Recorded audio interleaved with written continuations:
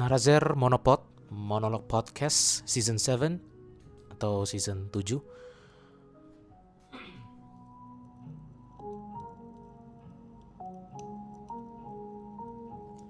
Dan gue coba melanjutkan lagi episode atau series tentang buat yang baru merantau atau baru tinggal di Jakarta dan mencoba beradaptasi lebih cepat, mencoba ingin survive lebih lama dan lebih kuat sorry di Jakarta gitu. Episode sebelumnya gue banyak meng-highlight dan mengekspos seputar Jakarta Selatan atau Jaksel, karena memang 30 tahun lebih gue tinggal di Jakarta Selatan, gak pernah pindah gitu ya. Kalau cuman sekedar ngekos, nginep, ya itu kan gak masuk hitungan ya gitu. Tapi kalau bicara soal ngekos, kalau kuliah gue gak pernah ngekos, walaupun dulu kampus gue lumayan jauh di Jakarta Barat. Dan zaman gue kuliah itu MRT, boro-boro MRT ya, Transjakarta Koridor 9 tuh yang dari Pinang Ranti sampai Pluit atau yang dari Cililitan sampai Grogol aja tuh belum aktif waktu itu, belum selesai. Baru operasional tuh 2011, dan itu 2011 gue semester akhir gitu ya. Jadi ya perjuangannya berat banget ya dulu. Harus naik patas AC, harus naik patas PPD dari Jakarta Selatan sampai Jakarta Barat sana gitu ya. Kalau naik Transjakarta dulu merepotkan sekali, tidak praktis, karena dari koridor 6 Ragunan situ sampai Kuningan, paling mentok Kuningan atau Duku Atas, abis itu harus lanjut lagi pindah ke koridor 1 yang jurusan Blok M Kota, nanti turun di Harmoni. Dari Harmoni baru lanjut lagi ngambil yang koridor 3 yang dari yang rute Kalideres apa tuh ya, Kalideres kota gitu ya, atau bukan Kalideres kota, Kalideres Harmoni atau enggak Kalideres Pulau Gadung. Dulu awalnya koridor 2 tuh koridor 3 apa koridor 2 3 awalnya tuh Kalideres Pulau Gadung, cuman kayaknya gara-gara terlalu jauh dan harus melewati begitu banyak halangan kemacetan dan hiruk pikuk lalu lintas yang semraut, akhirnya kayaknya Transjakarta tuh ngepotong, ngebelah dua lah. Jadi cuman sampai Kalideres Harmoni, terus nanti ada bus lain yang buat Harmoni ke Pulau Gadung kalau nggak salah gitu ya. Oke. Itu sepintas latar belakang bagaimana perjuangan dulu ke Jakarta Barat hampir tiap hari, Senin sampai Jumat, bahkan dulu sampai Senin sampai Sabtu kadang-kadang di semester awal. Dan waktu itu gue pengen banget ngekos tapi nggak dibolehin sama orang tua. Gue ngerti pertimbangannya apa, tapi ya mungkin ini juga part of Jakarta's life ya, atau Jakarta undercover undercover story. Jakarta ya undercover ya, apa underground story urban story. Jadi ya memang mungkin banyak yang tahu juga bahwa kehidupan kos di Jakarta, terutama anak-anak muda, anak-anak kuliahan atau apapun itu ya, atau yang udah kerja gitu ya, rata-rata kosnya tuh bebas. Dan ya pada itulah ya, melakukan hal-hal yang asusila lah gitu ya. Gue harus agak hati-hati nih menceritakan, takutnya yang dengerin podcast gue ini 18 tahun ke bawah. Hopefully not. Jadi ya itulah, mungkin gue dulu nggak, bahkan dulu waktu kuliah aja pikiran gue masih agak-agak lumayan polos ya. Jadi gue nggak pernah sampai kepikiran gitu, tapi cuman teman-teman gue kayaknya udah banyak yang pikirannya udah sampai ke arah sana. Tapi mungkin orang tua gue mendengar cukup banyak gitu-gitu yang asusila, atau mungkin bahkan orang tua gue jauh lebih takut lagi soal narkoba kali ya. Narkoba gitu ketimbang free sex. Mungkin free sex juga khawatir gitu ya, makanya nggak dibolehin ngekos. Padahal sebenarnya gue worth it banget kalau gue harus ngekos gitu ya. capek banget soalnya kan. Dulu naik patas itu minimal 2 jam men, paling cepet. Rata-rata 2,5 jam. Apalagi kalau yang pernah gue sampein di episode sebelumnya, yang tentang merantau Jakarta itu juga kan gue pernah cerita. Gue kalau dulu naik patas AC yang Biang Lala, Depok Grogol yang melewati Fatmawati Blok M, itu 3 jam. Kalau lagi macet peak hour tuh 3 jam, jadi bolak-balik 6 jam.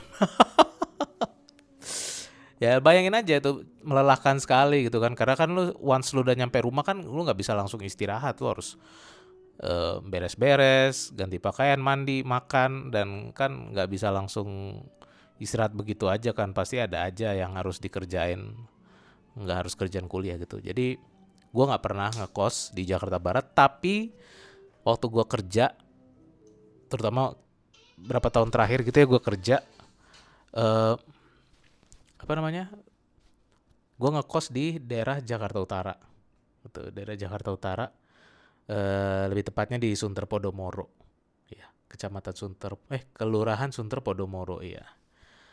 Dan sebelum gue ngekos, gue juga dulu sering banget tinggal, dulu itu maksudnya 2-3 tahun sebelum ini ya, 2022 sampai 2024 itu gue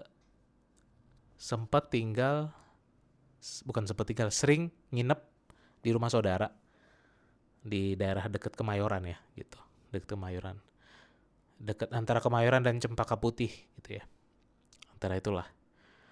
Nah, apa namanya, Jakarta, dia secara administrasi Jakarta Pusat, tapi sebenarnya secara kultur nih, asik. Secara kultur tuh ini daerah rumah saudara gue ini udah lebih kental ke Jakarta Utara sebenarnya, karena Bronxnya tuh lebih ke utara gitulah gitu ya. Jadi so far gue juga bisa menceritakan bagaimana kehidupan dan bagaimana lika-liku interaksi sosial, lingkungan, suasana yang ada di Jakarta Utara gitu ya. Jakarta Utara selain Jakarta Barat. Kalau Jakarta Barat paling gue cuma denger cerita-cerita teman-teman gue yang ngekos di Jakarta Barat ketika itu ya, di daerah mau itu Grogol, Tanjung Duren atau apa gitu. Oke, sorry ini gue agak nge-mix ya. Jadi mungkin edisi kali ini gue akan ngomongin Jakarta yang lain, yaitu mungkin lebih menitik beratkan ke Jakarta Utara. Ya, Jakarta Utara. Mungkin sedikit sekali yang Jakarta Barat, dan gue akan mencoba memberikan perbandingan comparison antara Jakarta Utara versus Jakarta Selatan. Ini bukan mau ngeliat mana yang jago-jagoan, mana yang keren-kerenan, enggak. Tapi ini gue akan memberikan comparison, perbandingan, supaya kalian bisa pertimbangkan sendiri, bisa ukur dan hitung sendiri plus minus yang ingin kalian terima dan kalian mau ambil kalau kalian hidup, tinggal, atau ngekos atau apapun di Jakarta Utara versus Jakarta Selatan gitu ya. Mungkin secara kos, biaya tinggal relatively lebih murah di Jakarta Utara gitu ya, terutama yang bukan daerah Gading ataupun Sunter yang gue sebut tadi itu ya. Kalau dibanding mungkin Kelapa Gading dibanding Cilandak gitu ya, I think more expensive Cilandak ya. Saya rasa lebih mahal Cilandak gitu. Tapi kalau kita bandingin dengan misalkan Jagakarsa atau Srengseng Sawah dibanding Sunter, ya mungkin lebih mahal Sunter gitu ya. Padahal berdasarkan pengalaman dan pengamatan gue coba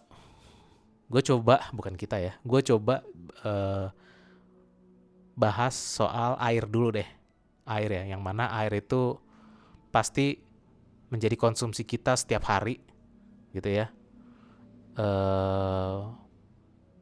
Bukan cuma air minum, tapi terutama yang akan gue coba fokuskan adalah air yang bukan untuk diminum, yaitu air untuk kita mandi, air untuk cuci muka, cuci tangan, air buat wudhu, air pokoknya untuk membersihkan badan lah gitu ya, air untuk membersihkan badan atau untuk membersihkan apapun lah gitu ya.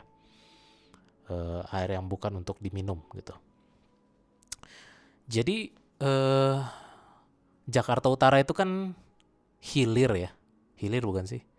Hulu itu kan yang paling atas kan, hilir itu yang udah mau ke laut gitu. Jadi seperti yang kalian tahu, sungai-sungai di Jakarta itu kan sepertinya hampir tidak ada yang bersih ya. Kebanyakan tidak mungkin langsung bisa diminum, apalagi jangankan diminum, untuk mandi aja tuh udah nggak sehat banget gitu ya, udah toksik lah gitu ya, udah terlalu banyak bakterinya lah gitu ya. Kalau buat mandi aja tuh udah kayak gitu loh. Sungai Jakarta ya. Jakarta itu kalau nggak salah sering disebut di media tuh anak sungainya ada 13 sungai, dengan anak sungainya tuh banyak lagi lah gitu ya. Sungai paling terkenal kan Sungai Ciliwung gitu ya. Terus Sungai Pesanggerahan, Sungai Grogol dan seterusnya. Baru nanti ada banjir Kanal Barat dan banjir Kanal Timur. Kalau yang dari dulu sejak zaman kolonial Belanda ya banjir Kanal Barat lah gitu. Nah, utara ini kan bayangin aja ya, sungai dari Bogor aja tuh udah mulai nggak bersih tuh, ya kan? Udah mulai nggak bersih, makin lama ke Depok, terus ke Jakarta, udahlah gitu kan, udah toksik lah gitu ya. Walaupun sampahnya nggak sebanyak dulu, tapi ya sungainya masih tidak bersih lah. Dan Jakarta ini saya nggak tahu perbandingan persentasenya berapa, tapi antara yang pakai air pump atau air PDAM dengan yang pakai air tanah, pompa langsung, pakai pompa gitu ya, ngambil dari air tanah, itu sepertinya yang saya lihat jauh lebih banyak pakai air tanah. Dan air tanah itu, like it or not, dengan pompa teknologi zaman sekarang itu hasilnya lebih bersih lah dibanding air dari PAM atau PDAM gitu ya. Karena kita nggak tahu seberapa bagus kualitas PAM dan PDAM saat ini gitu. Saya nggak tahu gitu ya. Jarang banget ada yang ngebahas soal air PAM dan PDAM, rata-rata pakai air tanah. Gitu. Itu sebabnya kenapa Jakarta makin lama makin rendah kan. Permukaan daratannya makin lama makin rendah daripada permukaan air laut gitu. Nah, jadi air di Jakarta Utara itu mau itu pakai air tanah ataupun air pump, terutama air tanah kali ya. Itu memang banyak yang mengalami, gue sendiri ya. Gue sendiri air tanah di Sunter aja itu, Sunter Podomoro itu, aduh nggak enak. Berasa banget bedanya kalau waktu dibanding gue pakai air tanah di rumah keluarga gue di Jakarta Selatan gitu. Berasa ada apa ya, kayak minyak, terus kayak aroma besinya masih terasa banget gitu ya, aroma besi dari zat besi dari airnya gitu terasa banget gitu ya. Kadang-kadang kayak mandi tuh, habis mandi kok jadi kayak kerasa masih ada gatal-gatal gitu ya. Dikit sih gatalnya, nggak, tapi kalau ngelihat langsung tuh bening, airnya tetap bening, nggak keruh gimana, tapi secara kasat mata tetap bening. Padahal tuh kosan yang gue pakai itu kosan yang relatif oke lah gitu ya, bukan yang kosan yang gimana, yang kosan yang harganya 1 jutaan lah per bulan gitu ya, 1 jutaan, I think 1 jutaan ya. Dan akhirnya gue itu cuma 1 bulan gue di sana, habis itu bulan berikutnya gue pindah ke kosan yang sedikit lebih mahal dan airnya sedikit lebih bagus, Tapi teman kantor gue, ketika gue kerja di daerah Sunter sana, dia juga ngekos dan dia ngeluh juga soal air gitu ya, airnya katanya berminyak banget dan bikin gatal-gatal juga. Dan dia di daerah Sungai Bambu. Sungai Bambu itu satu kecamatan dengan Tanjung Priok. Jadi mungkin Tanjung Priok ini kan kelurahannya banyak, Mungkin kelurahan yang cukup terkenal dan cukup terkenal Bronxnya juga, kehidupan kerasnya di sana ya, yang sangat keras dan banyak kriminal dan banyak preman segala macam itu. Di Tanjung Priok itu seperti Warakas, Semper, dan salah satunya lagi adalah Sungai Bambu. Mungkin Sungai Bambu nggak seterkenal Warakas dan Semper, tapi dia cukup bersebelahan lah gitu ya. Semper tuh ada pasar ular dah kalau nggak salah ya gitu gitulah. Kemudian eh Warakas itu kalau yang kalian ngikutin anak apa stand up komedi itu kan si Marcel Widianto, stand up komedi Marcel Widianto yang keriting-keriting gendut itu, yang dulu sempat terkenal dan akhirnya terjun di dunia politik juga. Itu kan dia asalnya dari Warakas kan. Nah itulah. Kalau sering dengar cerita dia di Warakas, nah itu ya daerah-daerah situ juga lah, dekat-dekat situ Sungai Bambu itu. So airnya kotor gitu ya. Gue nggak tahu kenapa, mungkin udah bercampur dengan sungai, bercampur dengan laut yang di pesisir dan sebagainya ya. Tahu sendiri ya, laut Tanjung Priok, laut di Tanjung Priok, Muara Angke dan sekitarnya itu kan bahkan bukan coklat, bukan apa, tapi mungkin udah hitam kali ya. Gue dulu pernah bikin bercandaan dulu pas gue lagi naik kapal nelayan di Muara Angke mau ke Pulau Seribu tuh. Gue bercanda nih sama temen gue yang waktu itu kami mau main ke Kepulauan Seribu di Pulau Tidung 10 tahun 11 tahun lalu lah gitu. Saking hitamnya tuh, saking ngerinya lautnya tuh, airnya tuh hitam gitu. Gue bercanda begini, ini kayaknya kalau ikan sehat kalau dicemplungin di sini berapa detik langsung jadi ikan mati kali ya. Langsung jadi ikan zombie kayaknya. Ngeri banget gitu.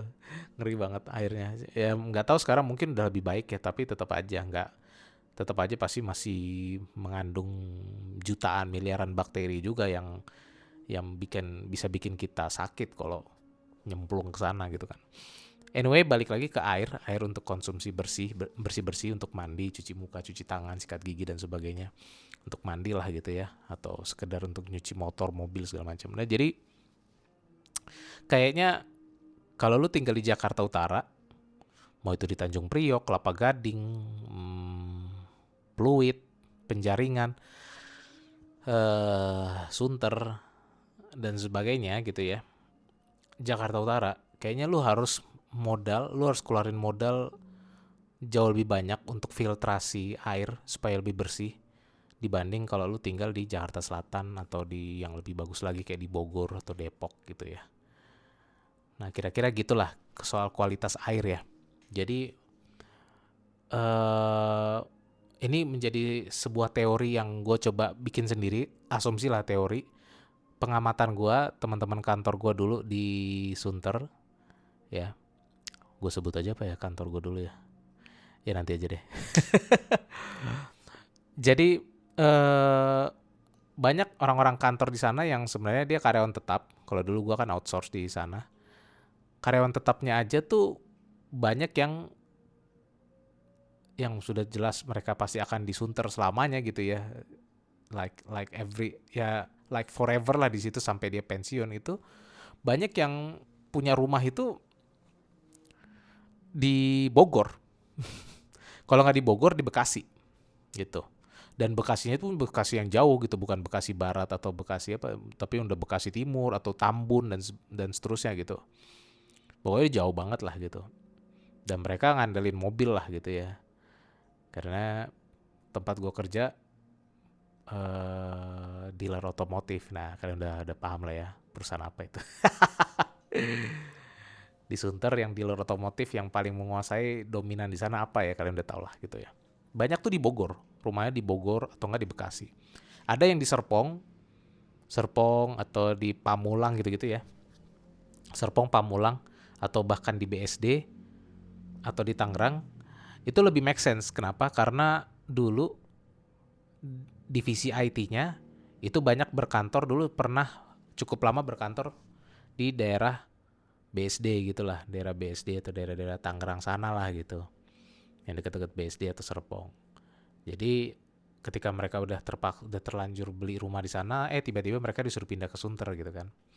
Oke lah. Tapi yang tinggal di Bogor dan Bekasi gimana? Mungkin kalau Bekasi memang walaupun jauh tapi arahnya lebih praktis ya ke Sunter gitu karena jalanannya lebih praktis. Apalagi kalau naik mobil udah tinggal main tol aja terus kan.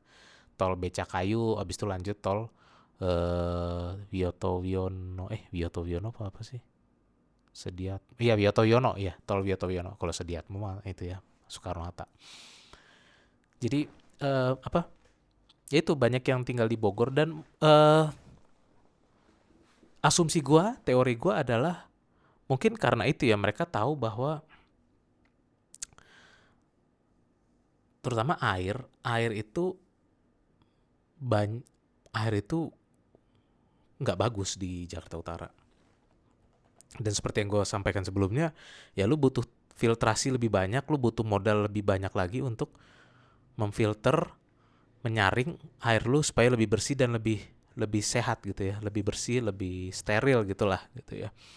Karena kan nggak sedikit juga orang Indonesia, walaupun kita lebih banyak ngandelin beli galon isi ulang atau galon yang aqua atau galon apa gitu ya untuk minum, eh, banyak juga dari kita yang kalau masak air yang ngambil dari air keran gitu kan, dimasak dulu sampai mateng gitu kan baru dipakai buat minum air hangat atau buat minum kopi teh dan sebagainya gitu kan. Jadi mungkin mereka mempertimbangkan kualitas air yang kurang bagus itu gitu ya.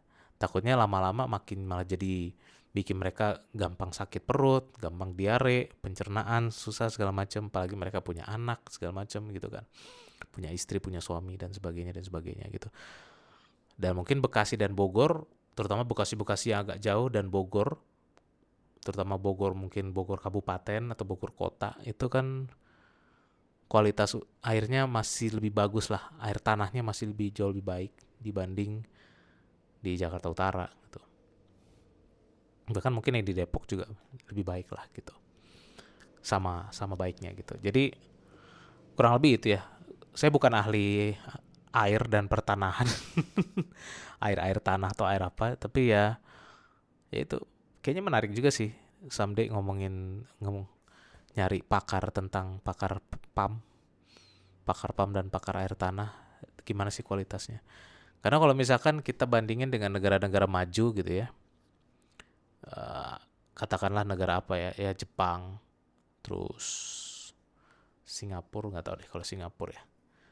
Jepang, Malaysia itu kayaknya airnya nggak bisa dikonsumsi juga sih. Airnya yang dia dari keran nggak bisa dikonsumsi. Tapi Jepang, Eropa, mungkin Eropa kayak Jerman atau Swedia, Norwegia gitu itu Eropa Utara atau Eropa yang bagus gitu sama Jepang, mungkin Korea, I don't know. Terus mungkin sebagian di China sekarang gitu ya. Nggak tahu deh. Tapi yang pasti Jepang lah ya. Jepang dan Eropa. Itu kan airnya tuh kalau perusahaan-perusahaan air minum mereka tuh perusahaan-perusahaan PDAM dan PAM-nya mereka itu kan memang filtrasinya tuh udah bagus banget sampai air keran mereka aja tuh layak untuk diminum gitu tanpa harus dimasak lagi dan sebagainya gitu kan. Itu saking bersihnya gitu. Bahkan waktu gue waktu gue liburan ke Jepang itu gue berani minum langsung eh air dari keran di kamar hotel gitu. Gue berani minum gitu. Dan paling waktu itu gue karena mereka waktu itu nggak nyediain botol mineral yang kayak plastik gitu, botol mineral kayak Le Mineral, Aqua gitu-gitu ya, atau kayak Amitis gitu-gitu. Ada beberapa hotel yang waktu itu nggak nyediain, ya gue ngambil air minum, kan ada kettle-nya tuh. Gue ambil air minum, masak air minum dari keran aja, dari air keran. Gitu. Oke-oke aja gitu. Itu waktu itu temen gue nggak berani minum, gue berani-berani aja dan nggak ada masalah gitu, nggak ada masalah, nggak bikin sakit perut dan sebagainya. Jadi itu yang the best case-nya lah ya. Tapi worst case-nya itu ya ada di Jakarta Utara paling. Anyway, sebenarnya gue juga saat ini banget nih. Per gue lagi tag podcast record. Berapa hari terakhir kualitas air di rumah gue itu lagi jelek. Dan itu jelek tuh bukan karena air tanahnya yang jelek, tapi memang lagi bermasalah aja sih salurannya. Jadi bikin jadi lebih keruh gitu ya. Tapi dulu tuh nggak seburuk sekarang, tapi airnya dulu bening lah, bening enak lah, seger gitu, nggak berbau dan nggak ada aroma zat besinya, nggak berminyak sama sekali. Nah kalau di Jakarta Utara tuh berminyak, kelihatan berminyak kalau lu perhatiin lagi nampung di ember gitu, lu kasih cahaya cukup gitu, itu kelihatan berminyak gitu. Dan itu memang ya gitulah, untuk orang-orang yang kuat dan ini aja yang bisa tahan sama pakai air gitu berhari-hari atau berminggu-minggu, berbulan-bulan. Ya gitu. Jadi itu ya, paling gue cuman mau ngomongin itu dulu soal air. Apalagi ya, ya